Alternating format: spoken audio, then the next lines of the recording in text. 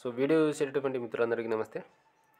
నీకు గనుక వీడియో చూసి ఓకే గనుక లేకపోతే ఇప్పుడే స్కిప్ చేయి. ఎందుకంటే రేపొద్దున మెయిన్స్ ఎగ్జామ్ను 3 గంటలు రాయాలి కూర్చుని. 30 ఏళ్ళు ఒకే జాబ్ చేయాలి. ఈ మాత్రం ఓపిక గనుక లేకపోతే 100% నువ్వు ఈ జాబ్కి అయితే ఫిట్ కాదు. దయచేసి వీడియోని ఎక్కడ స్కిప్ చేయొద్దు. వై నాట్ 130 కానిస్టేబుల్ మెయిన్స్ రాత పరీక్షలో 130 మార్కులు సాధించాలంటే నువ్వు పాటించాల్సినటువంటి కొన్ని విషయాలను నేను ఒక క్లారిఫికేషన్తో చెప్తాను. నువ్వు అంతే క్లారిఫికేషన్తో విను. వీడియోని ఎక్కడ స్కిప్ చేయొద్దు. వీడియో కనుక నచ్చితే దయచేసి లైక్ చేయండి, షేర్ చేయండి. కొత్తగా కనుక మన ఛానల్ చూసే వాళ్ళే కనుక అయితే దయచేసి సబ్స్క్రైబ్ చేసుకోండి. అలాగే పేద కానిస్టేబుల్ అభ్యర్థుల కోసం, అందున తెలుగు మీడియం అభ్యర్థుల కోసం మనం లక్ష్యమైనటువంటి టెలిగ్రామ్ గ్రూప్ను స్టార్ట్ చేసినటువంటి విషయం మీకు తెలిసిందే. దాదాపుగా ఇప్పటికీ 212 మంది కానిస్టేబుల్ అభ్యర్థులు మన యొక్క లక్ష్యమైనటువంటి టెలిగ్రామ్ గ్రూప్లో జాయిన్ అయ్యి దాదాపుగా సిలబస్ కంప్లీట్ చేయడమే కాదు, సిలబస్ 3rd రివిజన్లో ఉండడం అనేది జరిగింది. మొత్తం మీద కానిస్టేబుల్ మెయిన్స్ రాత పరీక్షలో 130 మార్కులు సాధించే విధంగా నేను తయారు చేసినటువంటి ప్రణాళికబద్ధమైనటువంటి టైం టేబుల్ ప్రతిరోజు ఫాలో అవుతూ ఇప్పటికీ 43 డైలీ టెస్టులు, 7 నెలలకు సంబంధించినటువంటి కరెంట్ అఫైర్ గ్రాండ్ టెస్టులు, 3 200 మార్క్స్ సంబంధించినటువంటి మోడల్ టెస్టులు రాసి కానిస్టేబుల్ మెయిన్స్ రాత పరీక్షకు సన్నద్ధమవుతున్నారు. కొత్తగా జాయిన్ అయినటువంటి వారికి కూడా ఈ అయిపోయినటువంటి మొత్తం అన్ని టెస్టులు కూడా వారికి కూడా అందుబాటులో ఉంటాయి.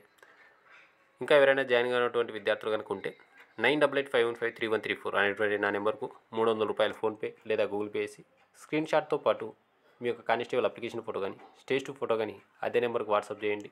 గ్రూప్ లింక్ పంపుతాను. ప్రతిరోజు pre plan time table follow కండి. ప్రతిరోజు ఎగ్జామ్స్ రాయండి.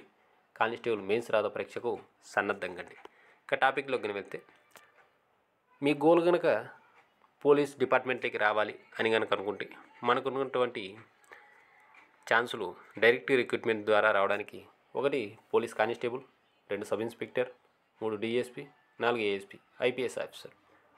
కానీ ఇక్కడ మీరు అందరికీ కూడా ఒకే కామన్ సిలబస్ అనేది ఉంటుంది. జనరల్ స్టడీస్కి సంబంధించి ఫర్ ఎగ్జాంపుల్ ఒక పోలీస్ కానిస్టేబుల్గా సెలెక్ట్ కావాలంటే నువ్వు హిస్టరీ చదవాల్సిందే, ఐపీఎస్ ఆఫీసర్ కూడా హిస్టరీ చదవాల్సిందే. కానీ ఎప్పుడైతే నువ్వు పొజిషన్ కోరుకుంటావో ఆటోమేటిక్గా సబ్జెక్ట్లో డెప్త్ అనేది ఎక్కువవుతుంది అనేటువంటి విషయాన్ని మీరు ఒకసారి గమనించండి. ఇక పోలీస్ కానిస్టేబుల్ సంబంధించి సిలబస్ను కనుక చూస్తే మనకు మొత్తం మీద 7 సబ్జెక్టులు ఉంటాయి. English, arithmetic, reasoning, general science, Indian history, Indian geography, polity and economy, 7 current affairs. అలాగే సిలబస్ ఏముంది అనేటువంటి విషయం, సబ్జెక్ట్స్ ఏముంది అనేటువంటి దాంతోపాటు అసలు మార్క్స్ వెయిటేజ్ ఎంత అనేటువంటి విషయాన్ని ఒకసారి గమనించండి. మీరు ఆల్రెడీ స్క్రీన్లో చూస్తూ ఉన్నారు. మొత్తం మీద 200 మార్క్స్ వెయిటేజ్ అనేది కానిస్టేబుల్ మెయిన్స్ రాత పరీక్షకు సంబంధించి ఇలా ఉండేటువంటి అవకాశం ఉంది. మరి నీ టార్గెట్ 130 మార్కులు అయినప్పుడు ముందుగా నువ్వు ఆలోచించాల్సింది సిలబస్ ఎంత వ్యాస్ట్ సిలబస్ ఉంటుంది, నేను ఎంత చదవాలి అనేటువంటి విషయం నీకు తెలిసి ఉండాలి. ఫర్ ఎగ్జాంపుల్కి చరిత్ర నుంచి, ఇండియన్ హిస్టరీ నుంచి 35 మార్కులు వస్తాయి అనుకుందాం. చరిత్ర మొత్తం 3 భాగాలు ఉంటుంది. ప్రాచీన భారతదేశ చరిత్ర, మధ్యయుగ భారతదేశ చరిత్ర, ఆధునిక భారతదేశ చరిత్ర. ఆధునిక భారతదేశ చరిత్ర నుంచి దాదాపుగా 10 మార్కులు వస్తాయనుకుంటే ఆధునిక భారతదేశ చరిత్రలో ఉన్నటువంటి సిలబస్ ఏంటి, లెసన్స్ ఏమి, వాటిలో ఉన్నటువంటి సంగతి ఏమనేది నీకు ఒక క్లారిఫికేషన్ అనేది ఉండాలి. ఆధునిక భారతదేశ చరిత్రలో మనకి మొట్టమొదటిగా యూరోపియన్ల రాకతో మొదలవుతుంది. తర్వాత వచ్చేసరికి భారతదేశ ఆక్రమణ, సామాజిక సాంస్కృతిక జాగృతి, కుల రైతు గిరిజన ఉద్యమాలు, 1857 తిరుగుబాటు. తర్వాత వచ్చేసరికి నెక్స్ట్ జాతీయోద్యమం వచ్చేసరికి మళ్ళీ 3 ఉంటాయి. మితవాదులు, అతివాదులు, గాంధీ యుగం.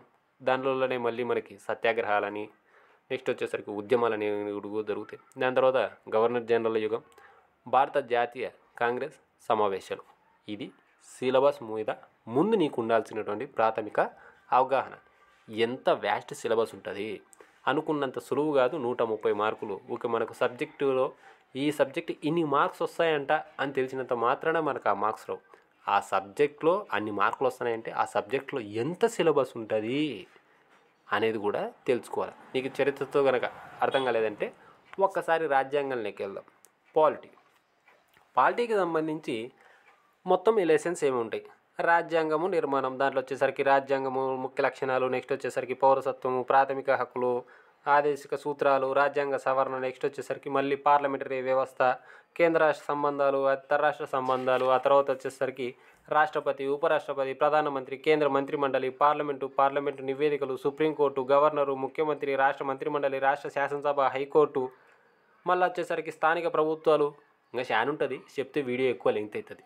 దీనివల్ల నువ్వు అర్థం చేసుకోవాల్సినటువంటి విషయం ఏంటంటే 130 మార్కులు టార్గెట్ పెట్టుకునేంత మాత్రాన సబ్జెక్టు సంబంధించి ఆ సిలబస్ సంబంధించినటువంటి మార్క్స్ వెయిటేజ్ తెలిసినంత మాత్రాన మనకు జాబులు రావు. పూర్తి అవగాహన సిలబస్ మీద ఉండాలి. ఇలాంటి టైంలోనే నీలో ఉన్నటువంటి దొంగోడికి పని చెప్పాలి, ఒక ప్లాన్ వేయాలి. ఎలాంటి ప్లాన్ వేయాలి? నేను పెట్టుకున్నటువంటి టార్గెట్ 130 మార్కులు అయితే మరి నా బలం ఏంటి, బలహీనత ఏంటి, నేను ఏ సబ్జెక్టులలో తోపు ఉన్నాను, ఏ సబ్జెక్టులలో వీక్ ఉన్నాను, మరి 130 మార్కులు సాధించాలంటే నాకు ఎంత సిలబస్ ఉంది, ఎన్ని లెసన్స్ వచ్చి పడుతున్నాయి, ఎలా ప్రిపేర్ కావాలి, ఉన్నటువంటి తక్కువ టైంలో నేను అనుకుంటున్నటువంటి మార్క్స్ ఎలా గెయిన్ చేయాలి అని నువ్వు ఒక స్ట్రాటజీగా ఆలోచించి ఒక ప్లాన్ అనేది వేసుకోవాలి. 130 మార్కులు నువ్వు సాధించగలిగితే 100% సివిల్ వస్తుంది. ఒకవేళ 130 నీ టార్గెట్గా పెట్టుకొని ఒక 120, 115 లోపల వచ్చిన నీకు వచ్చేటటువంటి గ్రౌండ్ స్కోర్ మీద 100% ఏపీఎస్పీ వస్తుంది. సో ఇక్కడ నువ్వు స్ట్రాటజికల్గా ఆలోచించాలి. నేను ఏ దాంట్లో వీక్ ఉన్నాను, ఏ దాంట్లో హై ఉన్నాను, నాకు 130 మార్కులు రావాలంటే నీకు ఇష్టమైనటువంటి ఏవైతే సబ్జెక్ట్స్ నువ్వు అనుకున్నావో వాటిని ఎంచుకోవాలి. అందుకు సంబంధించి ఒక స్టడీ ప్లాన్ అనేది తయారు చేసుకోవాలి. ఇది అసలైనది స్టడీ ప్లాన్. ఎన్ని గంటలు చదవాలి? నువ్వు 8 గంటలు చదువుతావా, 10 గంటలు చదువుతావా, 12 గంటలు చదువుతావా, పొద్దుముకులు చదువుతావా అనేది నీ ఇష్టం. ఎంత కష్టపడ్డా ఈ 2 నెలలు మాత్రమే. 2 సంవత్సరాలు ఆల్రెడీ ఎగిరిపోయింది. ఉన్నటువంటి ఒక్క నోటిఫికేషన్ కూడా ఎగిరిపోయిందంటే 2027 వరకు పోలీసు నోటిఫికేషన్ వచ్చేటటువంటి అవకాశం 100% లేదు. ఇలాంటి సత్యాలన్నీ కూడా ఎరిగి నువ్వు ఒక మంచి స్టడీ అనేది వేసుకోవాలి. ఓకేనా? డెఫినెట్గా నువ్వు ఒక స్టడీ ప్లాన్ అనేది ప్రిపేర్ చేసుకోవాలి. వెల్ స్టడీ ప్లాన్ అనేది ప్రిపేర్ చేసుకోవాలి. ప్రిపేర్ చేసుకొని నువ్వు ఎంచుకున్నటువంటి సబ్జెక్ట్స్ ఏవైతే ఉంటాయో వాటి మీద, వాటి సిలబస్ మీద పూర్తి అవగాహనతో ప్రిపేర్ కావాలా. ఎక్కడ కూడా నీ మైండ్ అనేది డైవర్ట్ చేసుకోకూడదు.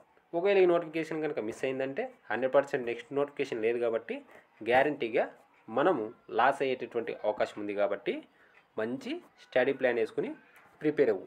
సో నువ్వు కనుక 130 మార్కులు సాధించాలంటే ముందుగా తెలుసుకోవాల్సినది సిలబస్, 2 ఆ సిలబస్కు ఉన్నటువంటి marks weightage, 3 strategy, 4 study plan. ఈ 4 కనుక నువ్వు వర్కౌట్ చేసుకోగలిగినావంటే 100% జాబ్ నీదే. ఒకవేళ ఇంత స్ట్రెస్ నేను భరించలేను మాస్టారు అంటావా, లక్ష్యమైనటువంటి టెలిగ్రామ్ గ్రూప్లో జాయిన్ అవ్వు. నేను నిన్ను గైడ్ చేస్తాను. 100% నీకు 130 వచ్చేటటువంటి pre planned time tables already దాంట్లో ఉంటాయి. డైలీ ఎగ్జామ్స్ ఉంటాయి. ఫాలో కండి. వీడియో కనుక నచ్చితే లైక్ చేయండి, షేర్ చేయండి. లక్ష్యంలో జాయిన్ కావాలనుకున్నటువంటి విద్యార్థులు స్క్రీన్లో కనిపించేటటువంటి నా నెంబర్ను ఒకసారి కాంటాక్ట్ కండి. Thank you.